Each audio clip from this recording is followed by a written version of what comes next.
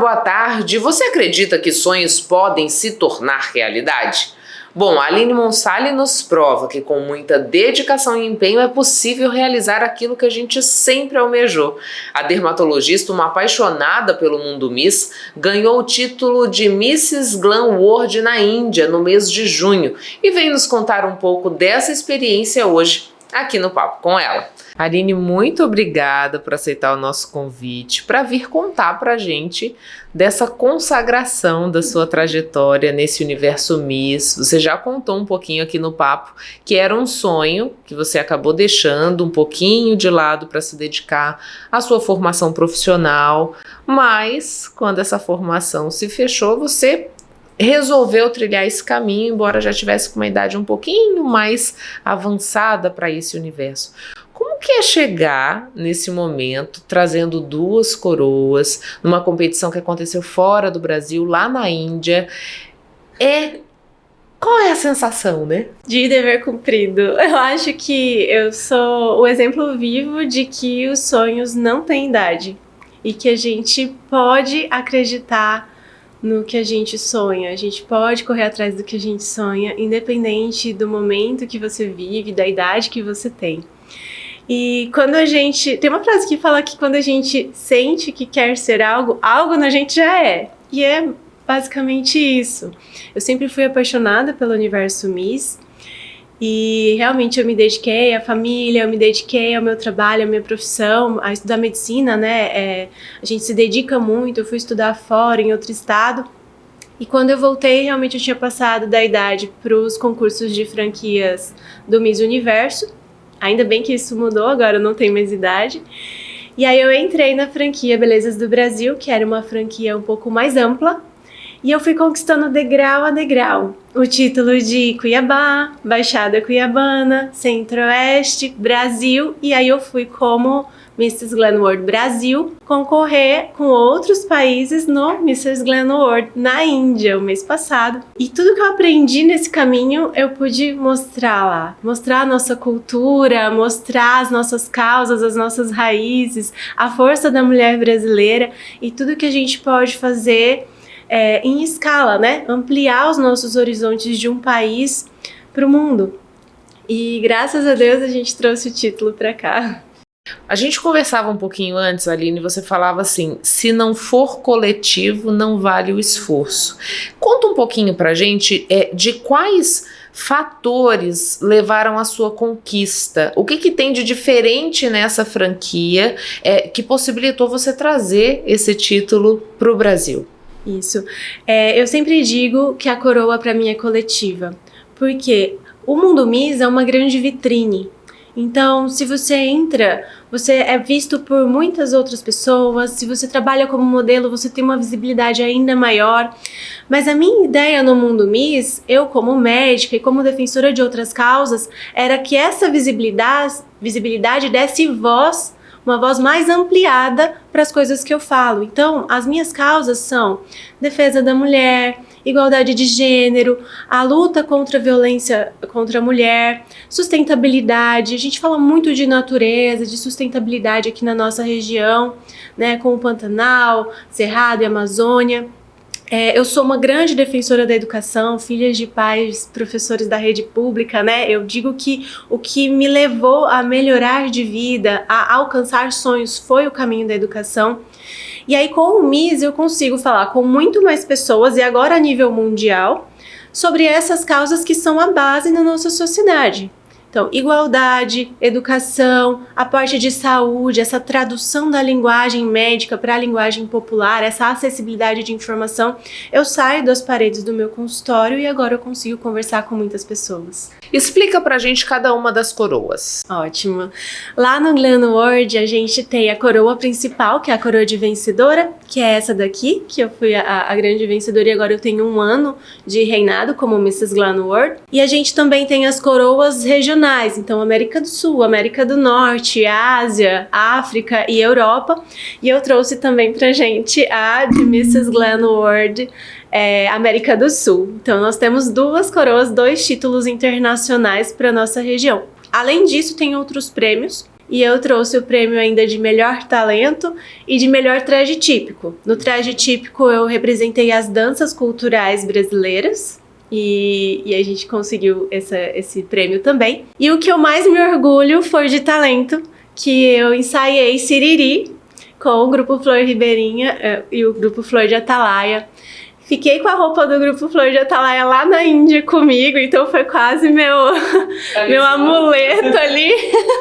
E eu consegui dançar o Siriri, representar nossas raízes lá na Índia e ganhamos o talento também. Então, assim, eu tenho muito orgulho de trazer todo o conhecimento desse caminho, que foi de 1 ano e pouco como Miss, para esse título novo. E me diz uma coisa, Aline, ainda existe uma ideia de superficialidade ou de futilidade no que envolve esse mundo Miss? Porque você está dizendo pra gente uma outra característica, né? De ser uma vitrine de causas que são caras à evolução da sociedade, que podem trazer transformação, mas ainda existe esse rótulo, esse estereótipo, esse preconceito quando você diz sobre o mundo Miss? Eu até ampliaria a sua fala e falo que existe esse estereótipo no mundo feminino. As pessoas olham mulheres bonitas e acreditam que as mulheres bonitas são desprovidas de inteligência, que ela só é bonita. Então a gente tem que mostrar diariamente, com a nossa capacidade e com o nosso sucesso, que beleza não é o oposto de inteligência, que a gente pode ter os dois caminhando em conjunto, e o Miss mostra que a beleza é o que atrai a atenção para que você possa mostrar sua voz, suas causas e o que você tem no seu interior e o que você representa na sociedade. Então, nós como mulheres passamos por isso diariamente, né? Então, acho que o Miss é só um protótipo de como a gente vive em sociedade. E agora, quais são os próximos passos? Ou mais, que portas profissionais essa experiência no universo Miss também trouxe para você agora, né? Você pode combinar com a sua carreira como médica, dermatologista, outras atuações? Sim. Bom, eu sou médica dermatologista, eu trabalho muito com a parte de doenças, saúde, assim como o meu projeto social Dermatroller. Mas a gente sabe que a parte de estética vem crescendo muito, então estar perto do mundo da beleza no Miss faz aproximar a minha voz das pessoas que estão nesse mundo da estética e ter cuidado nas escolhas de procedimento, mostrar o que a gente tem de novo de tecnologia, ter essa confiança de falar cientificamente e de beleza na parte de profissão de médica, né? Então isso é muito interessante a gente conseguir agregar. Outra coisa é a gente trabalhar em escala, né? Então escalar essa parte dos projetos sociais, representar outros projetos sociais, inspirar outras pessoas a serem voluntários. Então essa parte para mim é muito importante. O voluntariado para mim é algo que é uma forma de você agradecer o dom da vida, agradecer os seus talentos, e se eu inspirar um pouquinho as pessoas a entenderem essa parte, que se você pudesse doar, o mundo vai ser um lugar melhor. Então essa inspiração em escala para mim é muito importante.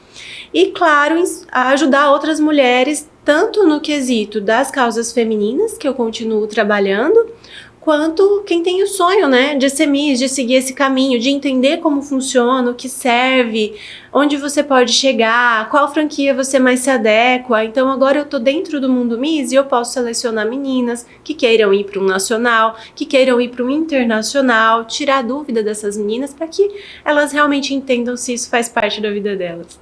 O título, agora conquistado na Índia, ele de alguma maneira faz com que as portas se abram para a ampliação desses projetos sociais que você citou para a gente? Exatamente. A gente consegue trabalhar em outros países com o título. Então você tem uma visibilidade e um reconhecimento muito maior. Então eu consigo fazer isso de forma remota, eu consigo fazer isso até de forma presencial quando eu vou para os outros concursos, além de conseguir até angariar fundos para outras causas. Então a gente teve a causa do Rio Grande do Sul agora, uma visibilidade dessa facilita a gente angariar recursos e falar com mais pessoas. É uma janela de oportunidade mas você tem que saber utilizar. Você falou pra gente sobre a preocupação com a sustentabilidade, com a causa ambiental, e o Pantanal está vivenciando uma fase muito crítica nesse momento, a pior seca que a gente já viu nos últimos anos, né? Temos até um alerta da Agência Nacional de Águas. Você pretende atuar de alguma maneira para auxiliar nisso, Aline? Eu já venho escrevendo artigos em parceria científica com o Joaci, que é um ambientalista muito renomado aqui na nossa região. E esse mês a gente está escrevendo um artigo sobre esse tema. A gente sabe que todo mês de julho e agosto é a época de inverno, mas é a época de maior seca e maior queimada nessa região, que é algo esperado e que a gente precisa trabalhar nisso, né? Se é algo esperado, a gente não tem que deixar acontecer, tem que estar preparado. E há anos a fio a gente vem batendo na mesma tecla. A diferença agora é que a gente consegue publicar em outras línguas. Então, essa facilidade de expandir o pedido de socorro e esse reconhecimento é importante. Então a gente vai fazer artigos que vão chegar a mais lugares e mais pessoas, mais ambientalistas, mais cientistas podem trabalhar nas causas também. E levar para eles, né? A gente sabe que a Amazônia, ela não está só no Brasil, a Amazônia, ela expande por todos os horizontes. A gente tem lá nos Estados Unidos áreas de queimadas, tanto quanto aqui no nosso Pantanal. Então a gente trabalhar essa divulgação e essa junção de conhecimento é muito importante. E agora, a sua trajetória nesse mundo Miss, ela continua na condição de competidora? O que você planeja, né? Olha, para minha escalada como pessoa, eu cheguei no nível máximo, que é um nível mundial, né? Eu posso continuar competindo? Posso, se eu mudar de franquia. Talvez não seja a minha ideia agora, mas a gente sabe que a gente é apaixonado por esse mundo, né? Eu pretendo continuar no mundo Miss, como eu vinha como palestrante, como jurada, como mentora de Miss, né, como dermatologista das Misses, que eu já vinha fazendo nesse decorrer. Eu acredito que eu estou bem satisfeita com o título. Tem mais um ano ainda. Tá maravilha. Aline, queria que você agora deixasse uma mensagem sobre a importância de sonhar, né? Sobre a importância da gente ter um propósito, inclusive. Sim. Porque você deixou transparecer isso na sua fala, né? Se fosse outra franquia, talvez não fizesse sentido. Então, queria que você deixasse uma fala nesse sentido. Eu sei que a gente tem uma vida muito atarefada, especialmente as mulheres, porque as mulheres gostam de se dedicar muito à família, ao trabalho, tudo ao mesmo tempo. E às vezes a gente se esquece dos nossos sonhos. A primeira coisa que você deixa de lado são os seus sonhos. Só que são seus sonhos que cria aquele foguinho no seu coração, que faz você continuar tendo brilho nos olhos e tendo um motivo pelo que viver, pelo que lutar. Então, eu convido todas as pessoas a olharem para si e verem o que faz acender esse foguinho no seu coração. O que está adormecido dentro de você? Porque quando você sonha, você começa a planejar, você cria metas e você consegue transformar isso em realidade. Mas para transformar em realidade, você precisa ter um propósito, você precisa ter algo mais. O porquê. E o porquê é muito importante. Então, pense agora o seu sonho e o seu porquê, que tudo fica mais fácil. Muito obrigada. Obrigada. Chegou a hora de falar de cultura. Mirela Duarte e Wellington Risselli criaram o Guia Cultural Cuiabá Tem, que faz sucesso nas redes sociais, trazendo história, dicas de eventos e conteúdo informativo à população. Mirela, muito obrigada por aceitar o nosso convite para que a gente falasse dessa iniciativa do Guia Cultural, que Cuiabá ganhou com a sua iniciativa, junto com mais uma pessoa. Com o Wellington. Com o Wellington, exatamente. E como surge essa ideia, né? Existia aí uma demanda reprimida para que a gente divulgasse o que acontece culturalmente na nossa capital? Isso, muita demanda. Nem sei se era reprimida, porque a cena cultural, né, você também é da cultura, sabe que é muita gente produzindo o tempo todo, né? E são cadeias criativas complementares que nem sempre conseguem se dialogar, né? E isso fez eu perceber, junto com ele também, que é empreendedor da área criativa, que existia uma possibilidade que ninguém conseguia preencher até então. Nós percebemos que existem muitas pessoas, né, na frente das comunicações, outras pessoas que produzem eventos, aí tem também o lado dos artistas que promoviam iniciativas que nem sempre estavam ali naquela engrenagem completa, né? Como se tivesse alguma coisa emperrada. E aí, como eu e ele também, a gente atuou em algumas dessas frentes de forma diferente, a gente percebeu que existia uma maneira muito específica de tudo funcionar aqui em Mato Grosso. Então a gente vem desenvolvendo alguns métodos e aplicando ele no portal que agora a gente chama de Cuiabatem, né? Nesse portal a gente tem exclusivamente agendas de eventos que acontecem, ou esse conteúdo, Mirela, ele ganha um outro formato expandindo, trazendo também, por exemplo, reportagens, trazendo a questão não só cultural, mas também gastronômica, iniciativas empreendedoras. O que vocês pensaram nesse contexto, né? A gente começou com a ideia de montar um guia cultural sem saber exatamente qual ideia meio que avançaria, né, de uma forma mais ampla, o que as pessoas abraçariam mais. A gente percebe que aqui em Mato Grosso tem duas cadeias que funcionam muito de divulgação, até então. É a jornalística, né, que é o que a gente já faz também, que você faz, que eu faço, reportagens, sites de notícia. E outra que é a dos influencers. Só que eu já atuo em outras frentes que não é só do jornalismo. O Wellington, por ser publicitário também, a gente já trabalha com cultura pop ou com algo mais específico que não era bem noticiável, era mais um conteúdo de entretenimento. Então a gente percebeu, olha, a gente não é influencer, mas também não é totalmente jornalístico, então a gente vai ter que criar, né, e estender esse braço. A gente começou falando dos eventos em Cuiabá e Mato Grosso e montou uma agenda super completa dentro do portal. Só que aí as pessoas queriam falar sobre os eventos, não, porque esse evento é muito específico, porque esse evento é para isso, para aquilo. Então a gente começou a desenvolver um conteúdo autoral que não falasse só dos eventos, mas da cadeia criativa que tinha por trás dos eventos, dos bastidores. Começamos a cobrir os eventos e mostrar para quem nunca foi, quem nunca visitou, que é daquela bolha ali, eu tenho medo de ir num evento que é de teatro ou um festival, mas alternativa a gente vai lá e mostra como é. Começou a se trazer para a rede social, para a linguagem também da rede social. Então, tem a seriedade do jornalismo, tem as fontes, né? A gente entrevista as pessoas que são referência, mas eu também traz uma linguagem de blog, ou então a gente traz para a internet de uma forma mais extrovertida, né, mais dinâmica e não tão metódica como o jornalismo, porque tem um público que é de portal. Uhum. A gente tem um público televisivo, tem todos os públicos, mas a rede social meio que une tudo isso. Só que é um desafio muito grande, então a gente acaba testando várias coisas. Tem coisas que dão mais certo no início, depois todo mundo começa a fazer, a gente tá na hora de a gente começar a inventar outras de novo, e aí vai circulando. A gente discute muito que a ideia ela é também um organismo vivo, né? Sim. Então, quando a gente muda de ideia e muda o jeito de fazer, depois que se materializou, a gente está movimentando de novo. Então não tem que ser um formato só, não tem que ser estático. A gente está reinventando todos os dias. E me diz uma coisa, Mirela, quem está por trás disso? É somente você e o Wellington?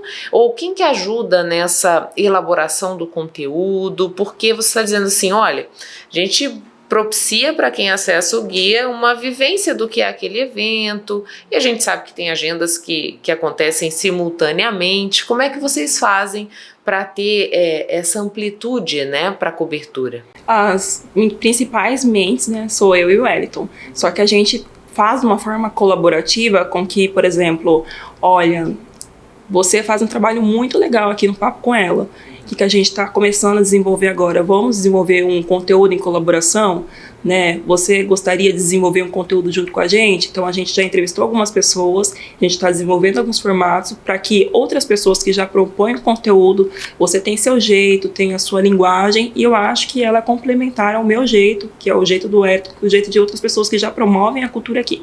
Porque é o que a gente sempre fala, nós não somos os primeiros e nem seremos os únicos e os últimos.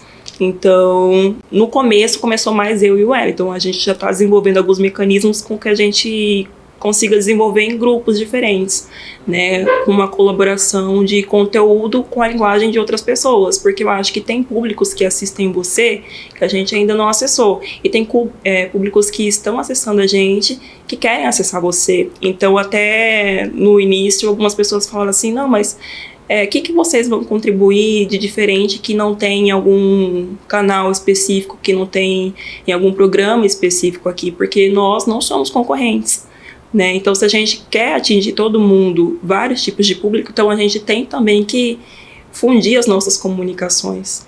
Então a ideia é mais ou menos essa, não é só eu e o Elton a gente desenvolver alguma coisa, mas é trazer a Michelle, levar um pouco do Cuiabá Tem para o seu programa, porque lá em São Paulo, no Rio de Janeiro, eu percebo assim que tem um mecanismo que todo mundo no Brasil tenta replicar. Em São Paulo, na rede social, no Rio de Janeiro, e que quando as pessoas tentam trazer os grandes festivais, as grandes iniciativas de lá para cá, não forma público.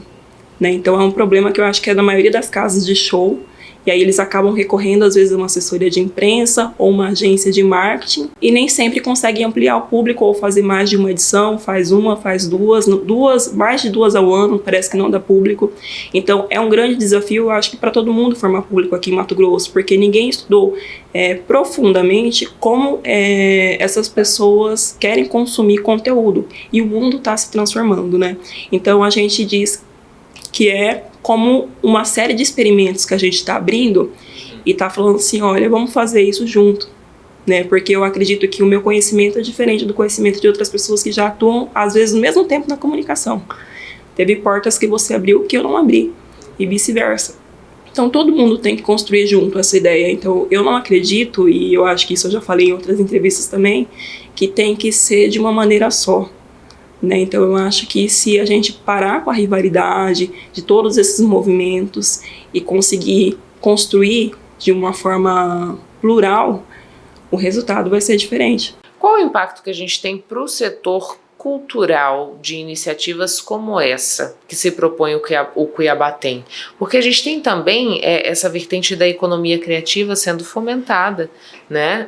Então, de que forma esse painel, vamos dizer assim, ou essa vitrine que se transforma o Cuiabá Tem, fortalece o movimento?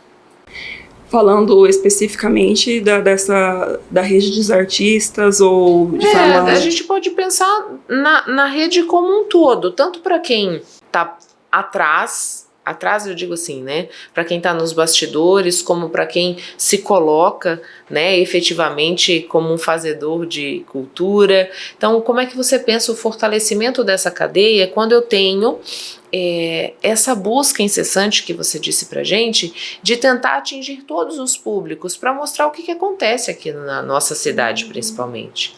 Eu sou cuiabana, né? Você também é mato-grossense, a gente é mato-grossense, então eu percebo que às vezes é como um costume social. Aqui as pessoas formam bolhas e grupos que elas dificilmente conseguem abrir para entrar novas pessoas, né? Ou então não, vamos nos proteger aqui para que ninguém derrube a gente. Isso acontece muito na cultura aqui, eu falo isso com muito respeito das pessoas que vieram antes da gente, mas também falo para as novas gerações, né, que estão começando a ocupar espaço agora. Né? Então eu trabalho com a cultura, vai fazer 14 anos agora, né? Comecei muito cedo, com aquela linguagem de blog, experimental, na época Orkut, depois Facebook, enfim. E hoje, com 33 anos, eu tenho convicção, porque eu já ouvi isso de artistas, de produtores culturais, de colegas da comunicação, que é o mesmo problema. Então, de tanto ouvir, mas não adianta fazer assim porque ninguém vai, porque se cobrar tal valor ninguém vai. Fala assim, falar uma coisa, o público quer coisa boa, né? Jornalista também gosta de ouvir coisa boa do entrevistado, de conteúdo bom. Produtor cultural gosta de propor conteúdo de qualidade, eventos de qualidade. Então, se todo mundo gosta de coisa boa, tem alguma coisa que não está dando certo. As pessoas não estão conseguindo se conectar. Então, eu acredito que essa vitrine, né, como você disse, que é o Cuiabá Tem, é mostrar que todo mundo tem esse mesmo lado. Que existe muita coisa boa, que Cuiabá tem muita coisa boa, que Mato Grosso tem muita coisa boa, sim. Entendeu? Então, quem vem de fora, às vezes, não está... conhece um grupo de produtores ou conhece um grupo de comunicadores, eu já ouvi isso tantas vezes, isso me irrita de uma forma tão profunda. Não tem nada para fazer nessa cidade. Nessa cidade não tem artista que faz isso. Nessa cidade, porque em tal lugar você tem. Então, assim, eu acredito que mostrando todos os lados da comunicação, das redes criativas, da colaboração, a gente mostra que tudo isso é um círculo que se completa, que ninguém vai conseguir fazer nada sem o respaldo do outro, sem dar a mão para o outro, sem conseguir avançar nessa engrenagem. Não tem como só produtor seguir na frente do evento sem investir numa boa comunicação. Porque é o elo da comunicação entre a sociedade. Então, eu preciso de uma comunicação forte, de uma comunicação estratégica, O público precisa saber o que vai rolar nesse evento para ele comprar o ingresso, para ele estar lá. Ele tem que saber que o investimento dele vai estar sendo, assim, bem suprido.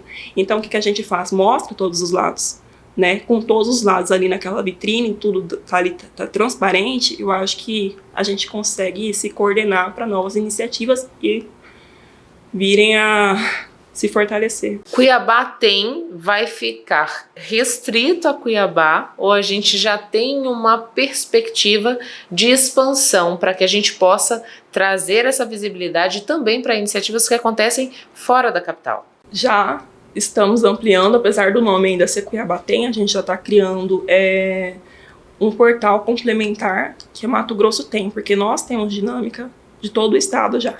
São pessoas mandando e-mail, direct, descobrem o número do nosso celular.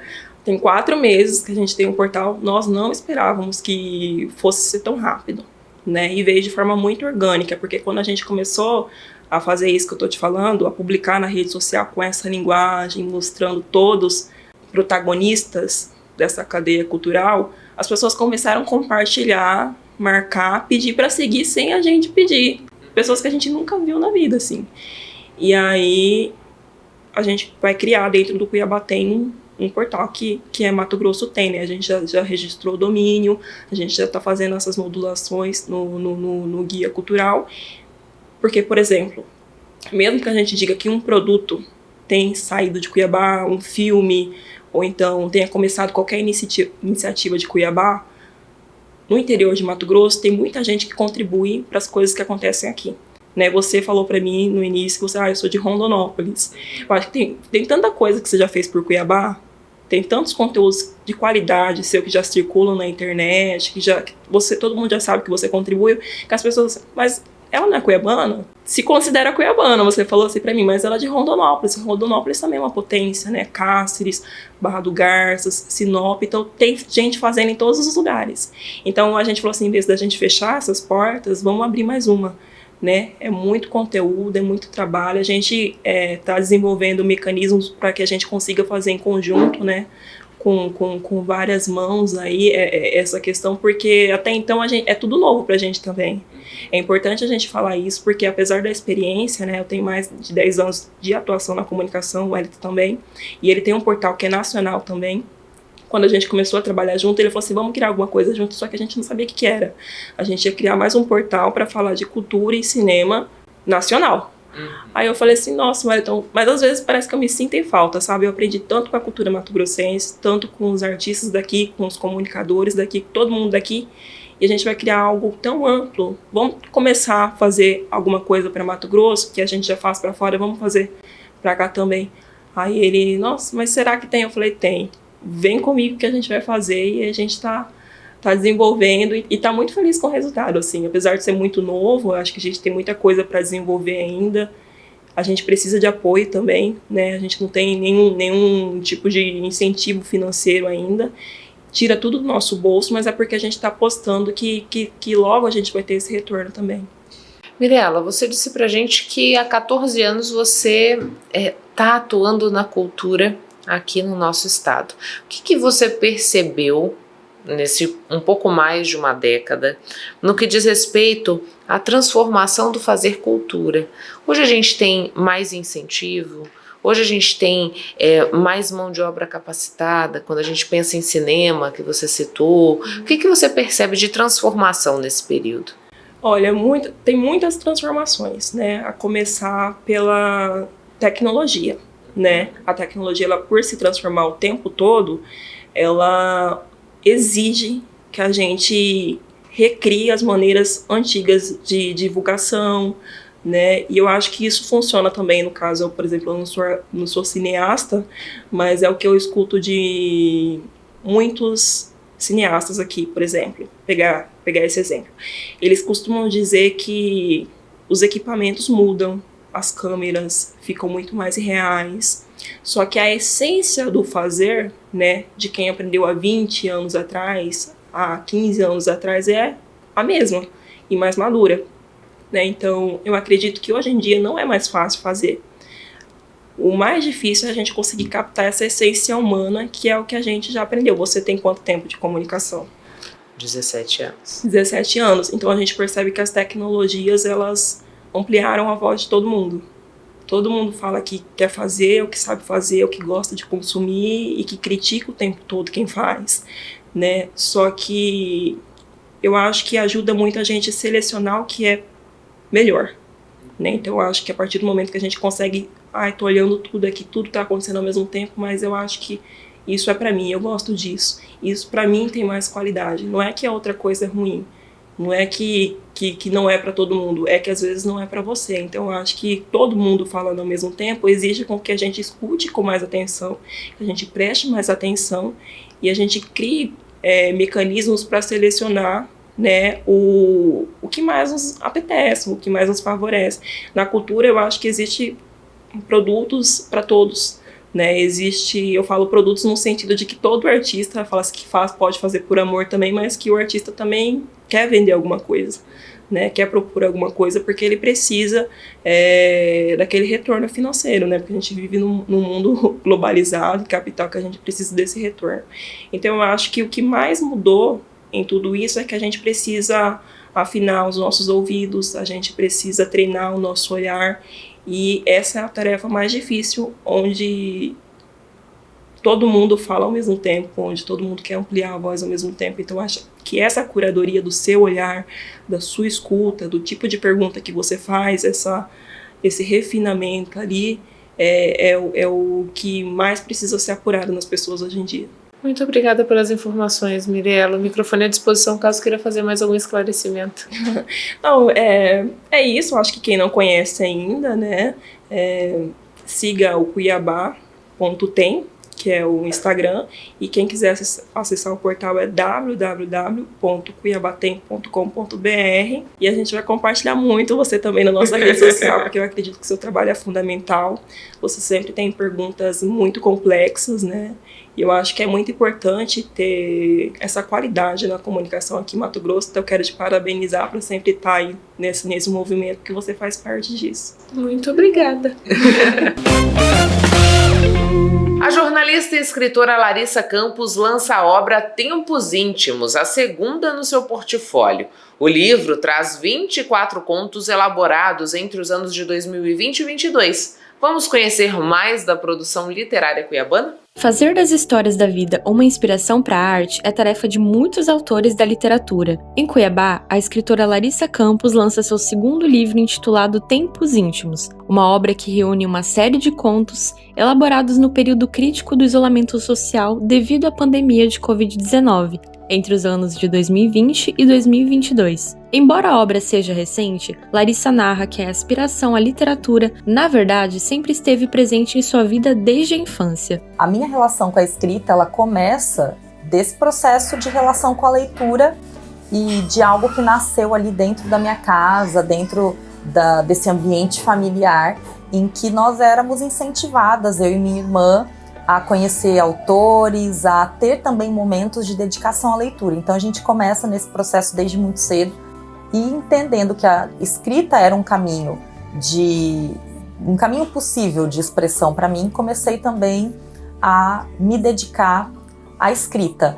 Num movimento que era muito meu, comigo, me ajudando também ali a entender os processos da vida, as mudanças, as transformações, até que num determinado momento eu também começo a me dedicar a um processo de criar histórias, a essa vontade de criar personagens, de colocar no papel universos também diferentes que eu criava dentro de mim. Jornalista de formação, Larissa vem conciliando a profissão com a escrita literária desde 2016. Após rascunhar alguns projetos, lançou seu primeiro livro intitulado A Casa do Posto. Este ano foi a vez de Tempos Íntimos ganhar as prateleiras. Para ela, ao contrário do que muitos pensam ser um dom de nascença, persistir na prática é o mais importante para desenvolver e aprimorar a escrita. Larissa também fala um pouco sobre as inspirações e o processo criativo que a levou a delinear sua segunda obra em um momento em que precisava colocar no papel as histórias que vivenciou e os sentimentos daquele período. Tempos Íntimos, como o próprio nome já diz, ele é um mergulho nessa intimidade que é de personagens que eu criei ali, mas que também fala da minha própria intimidade, porque as histórias de Tempos Íntimos, elas foram escritas entre 2020 e 2022, então no período ali mais crítico da pandemia, e eu tive, né, eu acho que um merecimento, porque realmente naquele período tão difícil, poder ficar em casa em home office, menos exposta ao vírus e tudo mais, com certeza era um privilégio.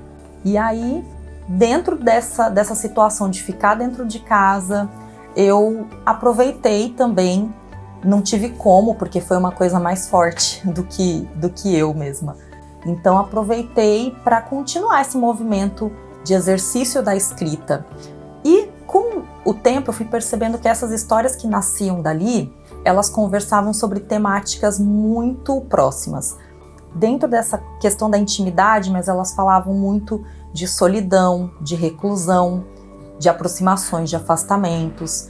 E eu consegui aos poucos ver que tinha ali um fio condutor que se voltava sempre para esse lugar da solidão também, por conta desses personagens e das vivências que eu fui construindo a partir deles. Então, foi dessa maneira que eu fui, acho que as inspirações foram nascendo ali dentro de pontos e questões muito íntimas daquele momento, seja um sonho que eu tinha ou uma pessoa que eu via na rua, e várias histórias assim que foram nascendo dessa maneira por pequenas inspirações do dia a dia, do cotidiano, daquele período de isolamento mesmo. Entre os desafios e aprendizados de uma obra a outra, a autora ressalta que pôde evoluir tanto na construção narrativa quanto no entendimento sobre o mercado literário e reflete sobre a valorização da literatura no contexto regional. Tempos Íntimos para mim também é uma escola de tomar pé desse processo cada vez mais, de como funciona, de me sentir mais segura também, porque eu acho que no começo ali tinha muito mais insegurança, ansiedade. Então eu sinto que nesse momento eu consigo me sentir um pouco mais, me apropriar mais desse lugar de escritora. E com isso também consigo expandir mais e levar mais gente comigo. E acho que isso que é importante também desse trabalho, para a gente conseguir divulgar cada vez mais autoras, autores aqui do nosso estado. Inovação marca o empreendimento da Kelly Fernandes. Confeiteira, ela adicionou nas receitas que produz ingredientes típicos do Cerrado, como o piqui e a castanha de baru. O resultado você confere agora. Valorizando alimentos típicos do Cerrado, como pequi, manga, caju, castanha de baru e laranja, a confeiteira Kelly Fernandes introduziu estes e outros ingredientes no cardápio do seu empreendimento, levando sabores autênticos e regionais aos bolos e doces que produz. A afinidade com a cozinha é presente em sua vida desde cedo. Nascida em uma família de cuiabanos e ribeirinhos, Kelly cresceu em meio à preparação de alimentos para as tradicionais festas de santo e sempre colheu frutos no quintal dos parentes. No entanto, o ato de empreender, aliado à culinária, veio de uma necessidade para garantir o sustento da família e sua independência financeira. Eu me casei muito cedo e casada já, eu tinha parado de estudar, daí quando eu voltei a estudar eu queria já fazer uma faculdade. Eu fui a primeira da minha família a cursar uma universidade, né? E aí eu passei na UFMT, o que foi muito desafiador e um marco, assim, para mim mesmo, assim, na minha história, porque naquele momento eu também vivia um relacionamento abusivo, né? E aí o meu próprio companheiro, que eu tinha 2 filhas, era o que mais me desmotivava, né? E falava que eu não ia conseguir, e eu consegui. E aí, na escolha do curso, eu já pensava nessa coisa do resgate da história, da comunidade e tal. E eu tinha escolhido a agronomia. Então, eu comecei a agronomia na UFMT. E aí, no mesmo ano, eu me separei, né, por N motivos. E aí, nesse ano, eu comecei também um empreendimento com uma coisa que eu sempre gostei de fazer, que foi cozinhar. Então, eu comecei primeiro com os bombons, depois eu fui para os bolos de pote e tal. e evoluindo nesse sentido para me manter e manter as meninas, porque a faculdade era integral, né? Então eu tinha que ter uma outra via. Apesar de não ter concluído a graduação, Kelly utilizou os conhecimentos adquiridos e passou a se dedicar a cursos de gastronomia. Com orientações que teve durante uma das mentorias, ela decidiu dar uma cara nova ao cardápio da confeitaria, resgatando o passado e unindo sabores com as raízes culturais. Fruto eu uso basicamente o pequi mesmo, de fruto, por enquanto. Já tenho ideias de colocar a bocaiúva e o jatobá, mas por enquanto ainda é o pequi que eu tenho já, né? E aí, de produções de outras artesãs e outros artesãos, eu uso o piché, o furundu, o doce de limão, que é feito a casca do limão cuiabano, não sei se você já viu, fica a casca inteira do limão assim, em calda, e o doce de laranja, que é feito da laranja azeda, da casca também. Para a surpresa de Kelly, a recepção do público foi tão positiva que hoje, além de receber inúmeras encomendas através do perfil no Instagram da Cuiabaneria, seus produtos esgotam rapidamente quando participa de feiras e eventos. Eu levei numa feira para o pessoal experimentar, e aí desde esse dia todo mundo, quando eu vou nas feiras ou nos lugares, já vem procurando o bolo de piqui. Assim, é muito impressionante, eu mesma fico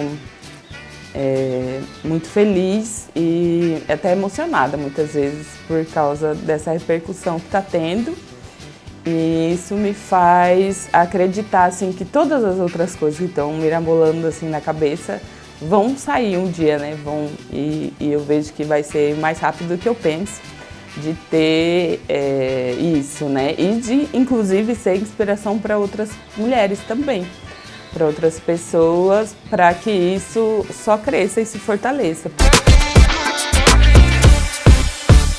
Do dia 2 a 31 de julho, a exposição O Fantástico Mundo Marinho está aberta ao público no Shopping Goiabeiras, em Cuiabá. Com uma cenografia que recreia o ambiente marinho, o evento proporciona uma experiência fascinante e única para os visitantes durante o período de férias. A exposição tem entrada gratuita, com funcionamento das 10 da manhã às 10 da noite. Goiabeira Shopping, né, que se firmar aí como um destino de entretenimento e lazer, principalmente nesse período de férias, onde a gente fica carente, né, de opções de entretenimento para as famílias, e a gente se firma com essa opção, trazendo o Fantástico Mundo Marinho, né, essa exposição que vai até o dia 31, e a gente tem feito algumas ações que vão impulsionando ao longo do período. Então a gente, além da exposição dos animais em tamanho real, né, do mundo marinho, que são 9 bonecos, a gente tem uma experiência imersiva dentro de um elevador. Então a gente tem um elevador que simula um submarino, que você entra, né, ele é instagramável. A gente tem um Aquário Kids, né, que é um playground para crianças, onde a criança paga um valor simbólico e aí pode se divertir durante meia hora. E aí tem desenho, tem castelinho, tem realidade virtual. E além disso, a gente também está com uma programação em todos os domingos que se chama Clubinho Exploradores do Oceano, onde as crianças vêm e vão junto numa excursão com os piratas atrás de todos os bonecos, e no final elas acham um tesouro. Então é programação para toda a família mesmo. E além do que o shopping está oferecendo, a gente tem as opções de entretenimento do shopping, né? Como o parque de trampolins, o All Park, o Acelera Kart, e em breve o cinema, né? O próprio cinema, e em breve a gente vai ter também um de games no shopping. Então tem muita coisa acontecendo em julho, tem opção para todos os finais de semana. Aí. Além das incríveis réplicas de animais marinhos, a exposição oferece um espaço com várias atividades interativas para as crianças, proporcionando conhecimento sobre o fundo do mar. Nossa ideia partiu do princípio de que ano passado a gente trouxe a exposição de dragões, que foi um tremendo sucesso, então a gente queria trazer algo similar, mas que ao mesmo tempo fosse educativo. Como a experiência de dragões era uma experiência mais empírica, mais fantasiosa, esse ano a gente vem para uma abordagem mais educativa, mais pedagógica, então onde a criança vem, se diverte, se impressiona, mas também aprende, né? Porque cada um deles tem uma historinha, tem as informações a respeito. Fora que como a gente não tem mar em Cuiabá, é uma forma de aproximar as pessoas dessa experiência, né? Então acho que para quem nunca conheceu o mar, acaba sendo algo muito lúdico e muito gostoso de vivenciar. O local também conta com a exposição de mesas para oficinas de colorir, uma casa na árvore para as crianças soltarem a imaginação e aquários com peixinhos. A primeira vez que nós estamos vindo a Cuiabá, né, aproveitando as férias da nossa filha, férias de escola, né? E eu fiquei super encantada quando nos falaram sobre o aquário, o mundo marinho que estava tendo aqui. Nós viemos e ela ficou encantadíssima quando começou a ver os peixes, as baleias aí expostos, na exposição que está tendo. Maravilhoso, muito bom mesmo. Eu gostei de todas. De todos? E qual foi o peixe que você achou mais bonito?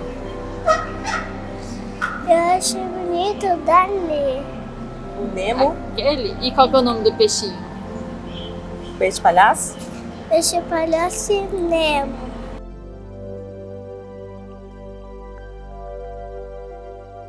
Chegamos ao fim de mais uma edição do Papo com Ela. Eu agradeço a você que ficou comigo até este momento. É sempre uma honra poder contar com a sua companhia. Mas antes de ir embora, eu vou te fazer um pedido. Siga o Papo com Ela no Instagram, no Facebook, se inscreva no nosso canal no YouTube e lembrando que você pode mandar sugestões de assuntos que você gostaria de ver aqui no Papo. Você pode fazer isso através das nossas redes sociais ou por esse endereço de e-mail que aparece aí na tua tela. Tenha um excelente fim de semana. Sexta que vem a gente está de volta com muita informação. Eu quero muito poder contar com a sua companhia. Eu te espero, hein? Um beijo e até lá!